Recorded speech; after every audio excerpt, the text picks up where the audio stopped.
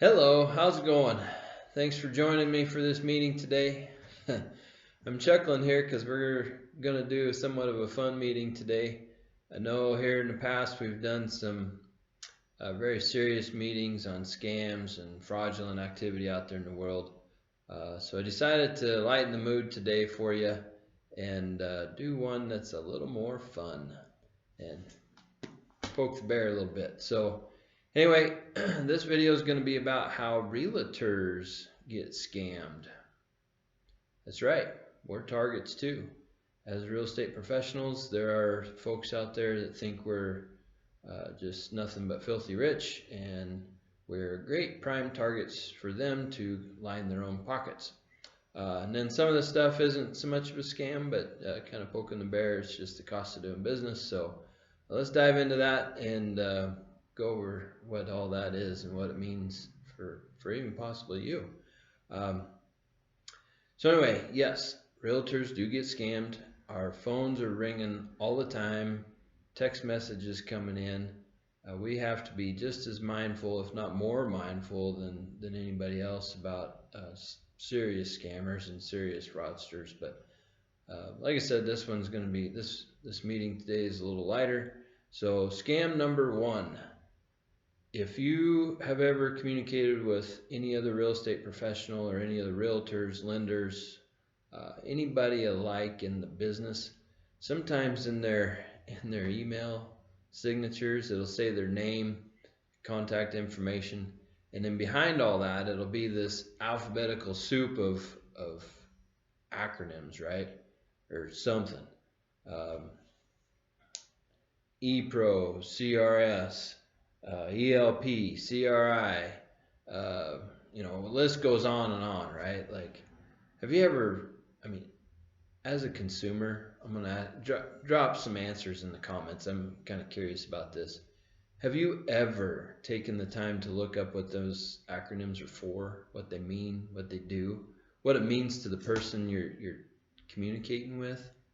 I have, because of course all them entities, contact me and try to get me in their wheelhouse, and some of us got some validity, some of them don't. Um, I just chuckle though that some people think to be more professional they got to have more of the alphabetical soup behind their name. As most of you know, if you've got an email from me, you're not going to see it.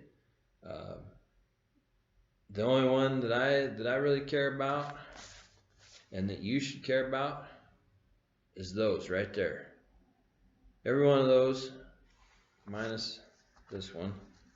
I just downloaded these from a simple Google search, but this is a trademark of the Realtor Association, National Association of Realtors. This is the only one I care about. Um,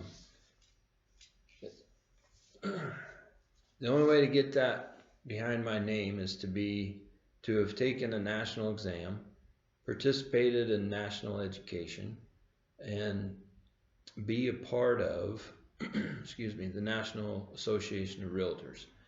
That's the only part of the alphabet that I care about that you know about.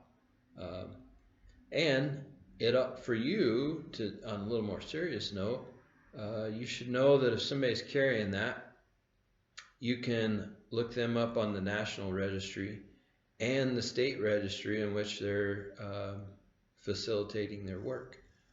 Could be, I'm licensed in Wyoming. I could be licensed in multiple states. Your said professional could be licensed in one or multiple states as well. But that's the one letter you as the consumer should really take serious in the real estate professional realm of things. The other one that you might want to take note of that you may, especially sellers and buyers to some degree is this one, the MLS. Um, if it's important to you that your hired real estate professional is a member of a multiple list service, the only way to carry that behind on the signature line or in any of their advertising is to also be a member of said association. So really those are the only ones that mean anything to me. I'm poking the bear here about some other, on some other real estate professionals that carry these other acronyms, and the list goes on and on. Like, this is just tip of the iceberg. And all this means is that said professional is a paying member of some society that probably doesn't have a huge impact on their bottom line, right? Like, are they out there participating in some uh, entity to get a little more education, or is that entity actually adding value to their bottom line and increasing their net worth every year? Like, that's where I'm at. Some of them entities they're pretty good associations, but at the end of the day, are they really adding business to my portfolio? Probably not. I'd much rather be sitting in front of you and having a conversation with you about buying, selling real estate, or doing your estate planning, or doing your investment planning portfolio, and how real estate's going to affect you there. Um, I'd much rather be doing that than being a part of them associations. So I'm going to chalk them up as part of realtors being scammed because it makes them feel busy and important. Next, um, Zillow.com. That's right. Now think about this. I bet the average public, or the average person in the public, hasn't thought about this, but this is how this works. I go out and solicit business, and somebody hires me to represent them as their selling or listing realtor. I may choose to put that property up for sale via several different tools and avenues. One of them may be Zillow.com. Zillow, I have to give that information to Zillow for free. I don't get paid for it. It goes to them, and if I want to advertise there, it's just the cost of doing business. But then they turn around. Here's where the scam is, and pretty good on Zillow's part. I'll give them a that-a-boy there. They turn around and say, oh, by the way, Jason, if you want to be a preferred realtor in a certain zip code, you have to pay to be a part of our membership. So they're taking the information from me that I've went and already solicited.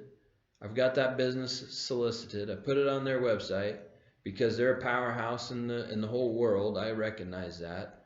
But then they turn around and say, oh, if you want to be a preferred realtor and you want it to show up as the top 3 real estate agents on our website, you have to buy that. You have to buy the zip code, and you have to buy how many, we'll call them leads, but they're really not leads. They're Skyping your personal information and selling it to me. Your name, your phone number, your email address, because you entered it because you're interested in a property and you wanted more information, or you wanted a realtor to contact you. They're skimming your information and selling it back to me. So, and they're using my solicited property and selling it back to me. Like, it's just a vicious cycle, but it's the cost of doing business, and that's the way it is in the 21st century. Next one, same with Realtor.com. Most of you probably recognize Realtor.com as being a part of the National Association of Realtors. Several years back, I should have looked this up before the meeting here, but I forgot. Several years back, though, National Association of Realtors sold Realtor.com to a company called Move something.com out of California. They're .com, and honestly, all they're doing is trying to chase Zillow, and with some different perks, right? Like, it's clear that both websites operate a little bit different, but then there's a lot of overlap too, right? But same thing, like they take the information that I provide. I honestly give it to them. Every real estate agent in the whole world gives them information. But then they turn around and sell information back to us, and oh, if you want to be on the preferred realtor list, you got to pay us. Oh, you want so many people to contact you every month? you have to pay us. Bit of a scam. But again, that's the cost of doing business in the 21st century, and the speed of the internet has really kind of changed the scope on how all this works. So anyway, just poking the bear there, and kind of enlightening you a little bit on what happens on the back end for us. And then I'd say that's about it. I mean, this was more of a meeting and a how-to on kind of the backside of what realtors see on a professional scope that some of the public doesn't see all the time. And there's other websites other than Zillow and Realtor that do the same thing. And I'm involved with them as much as anything else, especially farm and ranch or the commercial industrial side. Like, we sell all types of real estate, and of course, the more specialized you get, the more of these types of .com surface, right? And that's how it all works. Yeah, that decided to do a fun video here for you today, and leave some comments down below. I'd like to hear a little bit from your perspective, what you think. But anyway, thanks for tuning in, and hope to hear from you. And you got anything you want me to do, information you want me to share with you, whatever, leave it in the comments below, and we'll try to catch up with you and maybe do something along that line. So anyway, thanks. Talk to you later.